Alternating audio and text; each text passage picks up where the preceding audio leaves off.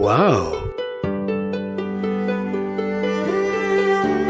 अरे वो अंकल तो पेड़ काट रहे हैं। नहीं अंकल नहीं। नहीं क्या हुआ? क्या क्या क्या? नहीं ऊपर देखो ऊपर।